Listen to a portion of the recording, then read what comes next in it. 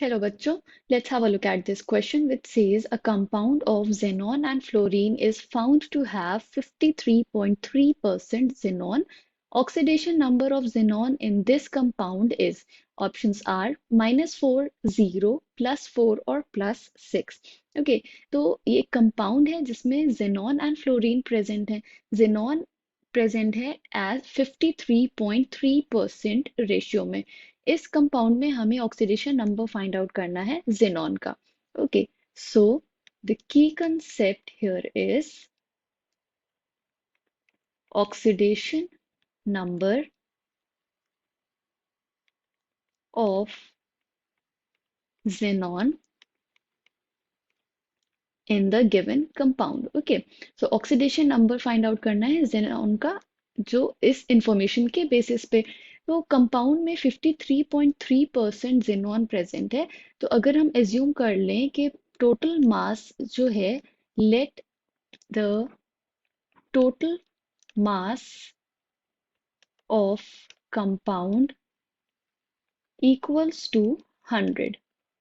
Okay, तो हमने ये एज्यूम कर लिया कि टोटल मास उस कंपाउंड का 100 ग्राम्स है.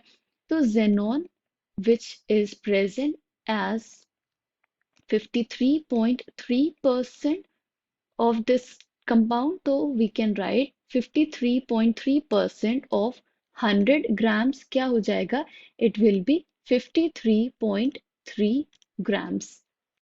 तो अगर 100 ग्राम्स में से 53.3 ग्राम जेनॉन प्रेजेंट है तो फ्लोरीन कितना हो जाएगा, mass of fluorine in this compound will be 100 grams minus 53.3 grams of xenon equals to 46.7 grams. Okay, तो हमें इन दोनों एलिमेंट्स का मास मिल गया.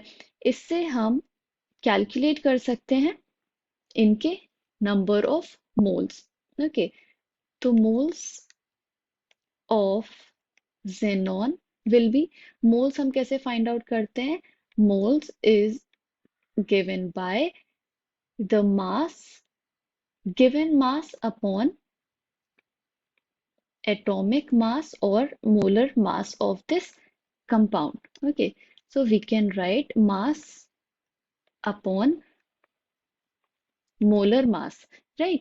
तो मास क्या है xenon का, it is 53.3 divided by the molar mass of xenon which is 131.29.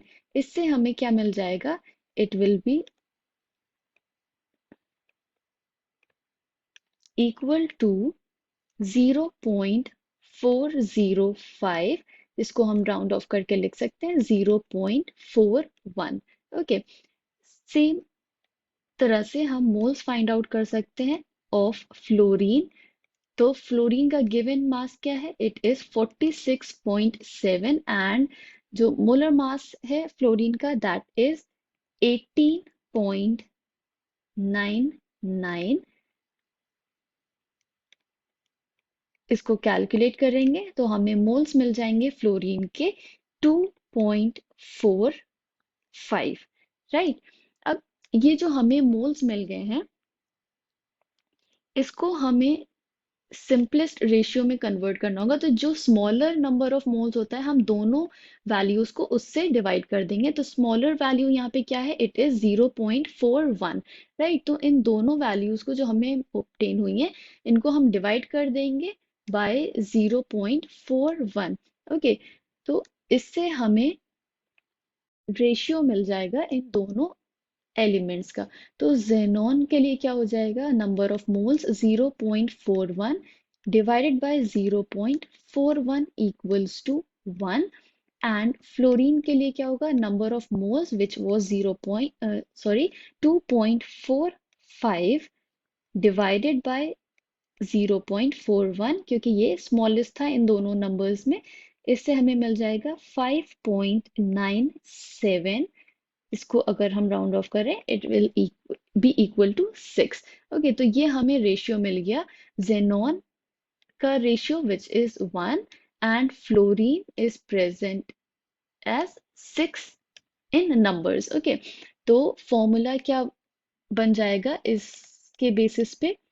Formula will be equal to Xe xenon and F fluorine 6. Okay, तो xenon in 1 and fluorine 6 in numbers। तो क्रॉस मल्टीप्लिकेशन रूल के according अगर हम इसका oxidation number यहाँ पे find out करें तो चार्ज क्या हो जाएगा इसमें? It will B +6। और ऑक्सीडेशन नंबर अगर हम फाइंड आउट करें तो इस ऐसे भी फाइंड आउट कर सकते हैं। अगर हम x एज्यूम कर लें oxidation number of xenon, it will be +6 fluorine atoms into its oxidation number, which is -1, because fluorine being the more very electronegative, highly electronegative element, इसका oxidation number हमेशा -1 रहता है, equals to 0, because ये एक neutral compound है। So we will have x -6 equals to 0 और x is equal to +6। तो xenon का oxidation number यहाँ क्या हो गया? +6। So we can say that a compound of xenon and fluorine is found to have 53.3% of xenon. Oxidation number of xenon in this compound is option number D. +6 is the correct answer. I hope you understood it well. Thank you and best of luck.